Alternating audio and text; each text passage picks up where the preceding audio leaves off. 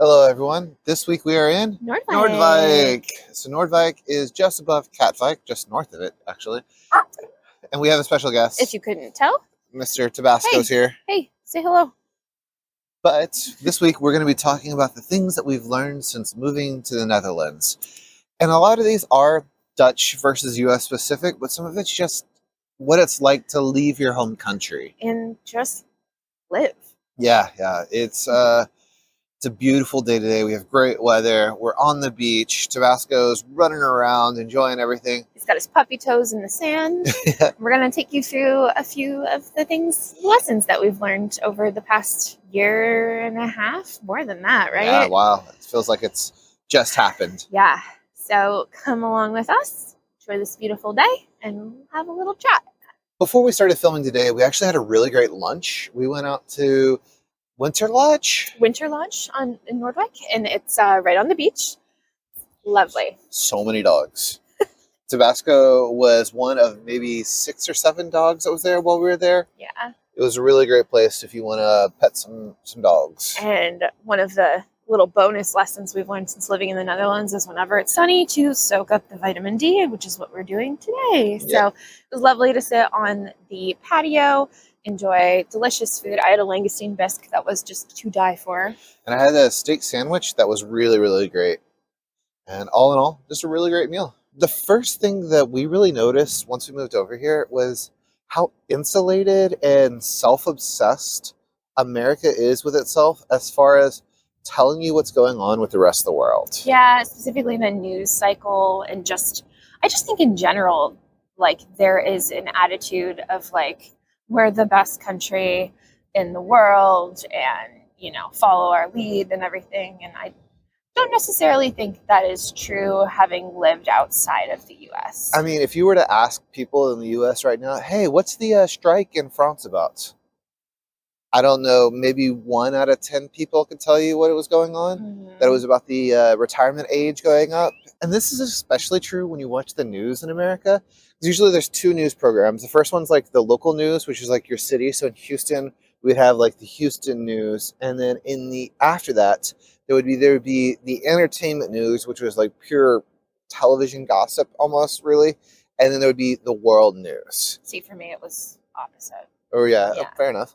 But the world news is more like just national news. It's not necessarily what's going on with the world. And I try to keep up with some of the news programming over there, and I'll listen to it the next day because of the time difference.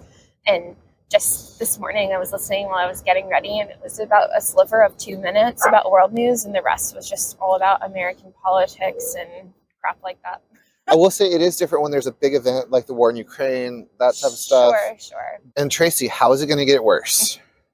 Well, next year is a big election year, 2024. So things are going to start ramping up in terms of different candidates coming forward. And along with that tends to be a lot of scandals and a lot of self-obsession with American politics and the battle for the White House, and it's going to be a wild one. So, and I feel like over here we still hear about the U.S. news quite a bit. Oh yeah, I mean, we still get adequate election coverage. If you watch CNN International over here, they were covering election night in America in November, when there really wasn't even like a super big election, but yep. Yeah.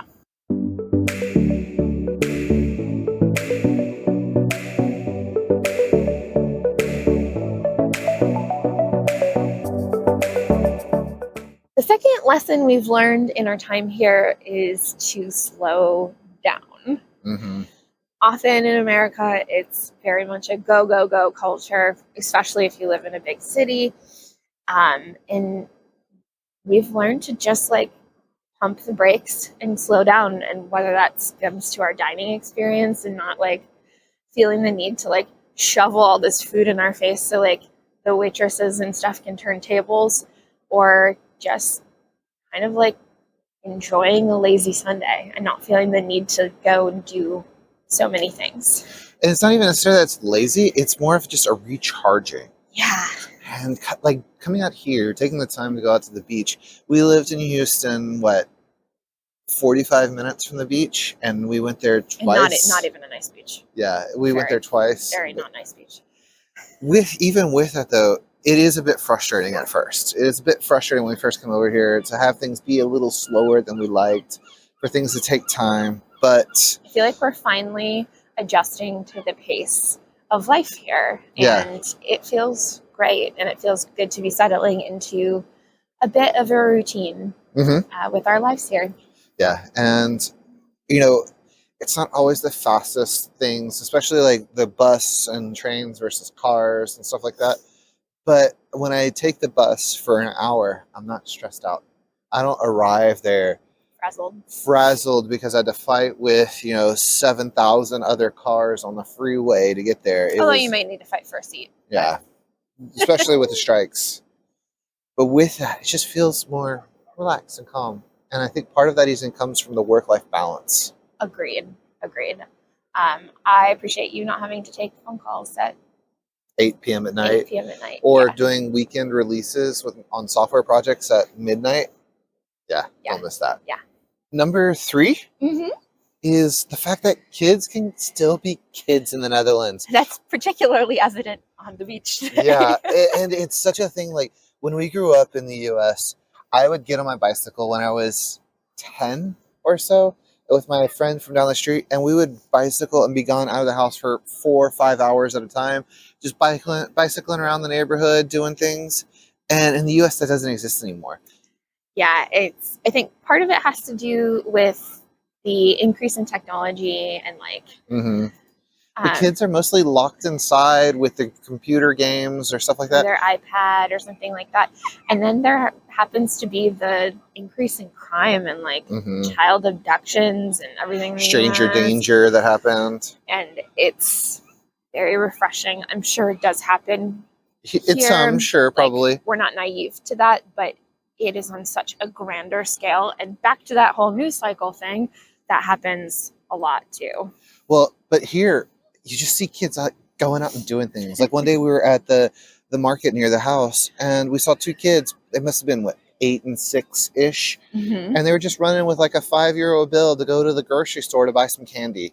And what was it? The other day you saw something? I was walking back from a doctor's appointment, and it was one of the snowy days, and there was just a little girl with a scoop with the salt bin near one of the bridges. She was by herself, and she was just salting the bridge scoop by scoop. It was adorable, and 2, I had to be like, okay, she's fine. Like, yeah. I don't have to be like, where's your mom? Right. In the U.S., it's so crazy that I read a news story about these 2 kids. It was a boy and a girl. They're brother and sister, of course. And one was 8 and one was 10, about those ages. And they wanted to go pick up pizza by themselves from, I think, 4 blocks away from where they lived. And the police showed up for child negligence for letting these children be out on the streets by themselves at 4:00 in the afternoon. It's just refreshing to see like different playgrounds and like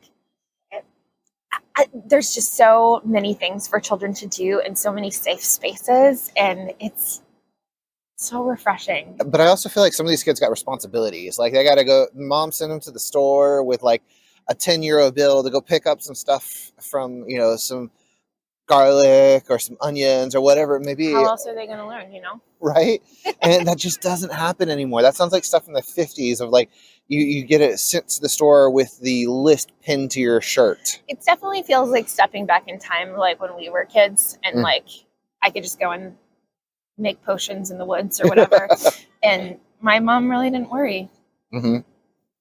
What's next, Tracy? Number 4 is we've learned from living in the Netherlands to take better care of ourselves, both physically and mentally. Yeah, physically is definitely real obvious because the fast food culture isn't as big of a thing here. There's still, your bitterballen and your Boral snacks and things like that, but it's not as much of, well, I'm going to go grab a burger on my way home type of thing. Yeah, and I mean, it does seem to be becoming a little bit more prevalent with some of the U.S. chains popping up here, but it is a lot harder to access. Because in the US, it's drive-throughs everywhere, and it's not necessarily like that when you're in a major city. Right. And I think the mental portion of it is huge as well. But I think one of the things that's been helping both mental and physical is Tracy and I started going to the gym. Yeah, like 4 or 5 times a week, and we love it. Yeah, it's really nice. It's super convenient to where we live, but there's also just walking around town, coming out to the beach like this. We're doing so much more exercise that's not, sitting at the house or maybe walking this dog a lot. He loves walks. Yeah, he's been getting a lot more walks lately too, and it's just been really good for all three of us, and it's definitely improved my mood. It's helped me sleep. And I think back to going to the slowing down, that's definitely impacted my mental health. I feel like I've talked about it in a previous video, but I suffer from a lot of anxiety and depression, and being able to enjoy more of the fresh air out here has really helped. The gym has totally helped that too. I've seen a complete change in the way that I feel.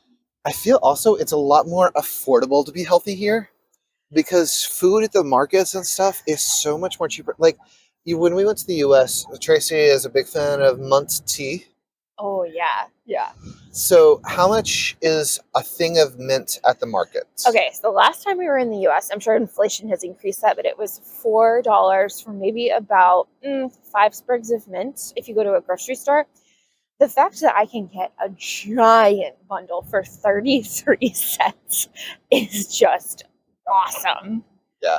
So it's a lot easier to be healthy here. I noticed I've lost a lot of weight since being here. I know it's working on my stamina. I feel much more like I could, run. We did 5Ks the other day just to see how it would go, and yeah, it's just a lot better for us here. I'm really proud of the progress that we've made, and it does help that it does feel like the Netherlands is very much a health conscious culture. Mm-hmm. So I feel like we're again, that's a way like we're sort of settling into the lifestyle here. Even Tabasco's lost a little weight. Yeah. All those paws running along the beach. That's right. Tracy, this is a great beach to come to if you have a dog. Tabasco has met 20 dogs. Oh yeah, since for we've sure. been here, and he's just loving it. Lots of people with their dogs off leash. Lots of people being real responsible with their dogs, breaking up, and if anything happens, great place to bring a pup if you got cleaning up after their dogs. Yeah, there's no doo doo on the beach. Yeah, that'd be a good topic for another video, actually. So stay tuned.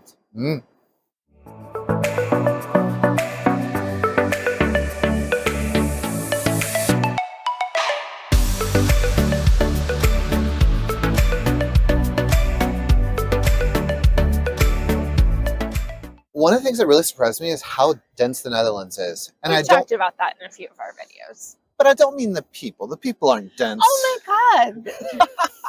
But it is definitely, there's a lot more here than I expected. You could be in Texas and literally drive for 20 or 30 minutes and not see anyone, really. And how long does it take to drive across Texas? It takes 14 hours to drive from one end of Texas to the other. Gross. Yeah. But with that in the Netherlands, it feels like if we were to drive 5 minutes away, it's a whole new town, a whole new environment. They have their own pride for being in that area. It's really got its own culture. It's wild that if you look in the background in some of these videos from this beach, you can see The Hague. Yeah. I can literally see The Hague over there. I see the Ferris wheel back there. And that's just wild to me. Yeah. That it's so packed and so much to do. With that being said, where are you excited to visit in the Netherlands this year? I really want to go to Tesla Island. I hear it's really nice. I hear it's dog friendly, which is really cool. And it's beachy, right? It's supposed to be beachy. It's supposed to be really cool. Well. There's a brewery there. I'm interested. Yeah, absolutely. What else? What are you interested in doing? So Alkmaar is very much on the top of my list, and one of your favorite wrestlers from there. I was just going to say it. WrestleMania season is upon us, and one of our favorite wrestlers. That's fair. Is from Alkmaar, actually. They call him the striking man from Amsterdam, but he is really from Alkmaar. Yeah, for sure. Friesland, more of the north. I mean, I feel like we've done a lot of exploring in the south, and I feel like we got to give some love to the north. So let us know where we should visit. Yeah, I'd really like to get up and do Groningen. because we have this channel that we watch sometimes that's just different cities and different like images, still photo or still video, like not moving around, of different city squares and beaches and stuff like that. And Groningen comes up every once in a while, and it just looks I beautiful. hear it's one of the prettiest train stations in the Netherlands too. I love a pretty train station. If you have any recommendations of where we should go visit in the Netherlands, put them down in the comments below.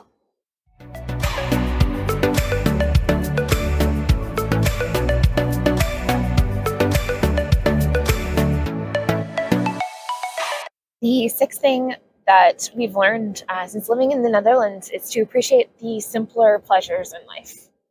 And there's not really a keeping up with the Joneses mentality, at least that we've experienced here, but it's taking time to appreciate the smaller everyday things that we've taken for granted in the past. Like for me, being able to buy fresh flowers at the market, it sounds so simple. And if you've lived in the Netherlands for a long time, I'm sure it's just a common occurrence for you. But for me, I still get so excited to be able to have fresh flowers as an affordable luxury, or would be a luxury item in the United States. Yeah. For me, it's sitting at a restaurant or cafe that's next to the water on the canal, being able to have a coffee or a beer and be able to watch the boats go by, watch life go by. That's so solid, and it's just wonderful. Let's talk about the coffee. Like, talk about the simple pleasure. The coffee is astronomically better over here. Yeah, the coffee you get at a normal place here is what you get at like a specialty place in America. Yeah. So small things like that, it's then to just be able to take a step back, appreciate. I really enjoy our day-to-day lives and things here. I agree. Tracy, I think this is the last one. It is, and arguably, I think probably the most important. And that is how we've noticed how our support system has changed. And it's not that it's worse or better, it's just different. We used to have a lot of people in the US we knew, a lot of people that we felt we had to catch up with. Here, we have a few friends, but they're really good friends, like Tammy and Eric. Tessa and Nick, our neighbors. And I feel like when we were in the United States, it was like about how many people you knew. And here it's more about like the strength of those relationships and how important that is, because, you know, we don't necessarily have family close, and we're lucky with technology. We get to talk to our family multiple times a week, which is great. But we've lost connections with a lot of people, and it's sad. It really shows you who is interested in being in your life because they're close, or who's interested in being in your life because they care and supportive of our journey over here. And I think we knew that was going to happen. And on the upside, though, I mean, with this YouTube channel, I feel like we've built a community. And you pulled it right out of my head. Ginger telepathy. Yep. We've built this amazing, strong community of people who are willing to help and tell us about places to go or things to do, keep us knowledgeable about upcoming events. When we have questions about things, let us know. We had a bot in our chat the other day, or in our comments, and they reported them and let us know that was going on. We just had someone reach out who had extra Vermeer tickets for the Rijksmuseum and offered them to us, and we've been unable to get them. And it's so incredible to be able to build those connections with people we don't even know. And like you said, we've said it many times, we didn't think people would really care what we thought or about us. And it is really refreshing to have that community that's over 4,000 people strong. Well, it's even more than that, because a lot of our viewers aren't subbed. So if you aren't subscribed right now, go ahead and take a moment to subscribe. Subtle. Take a moment, subscribe. It really does help us out, and it means a lot to us, and it helps us get some new opportunities and some new goals. Yeah. Speaking of Tammy and Eric, we're probably going to see them tonight. Yeah, that'd be fun.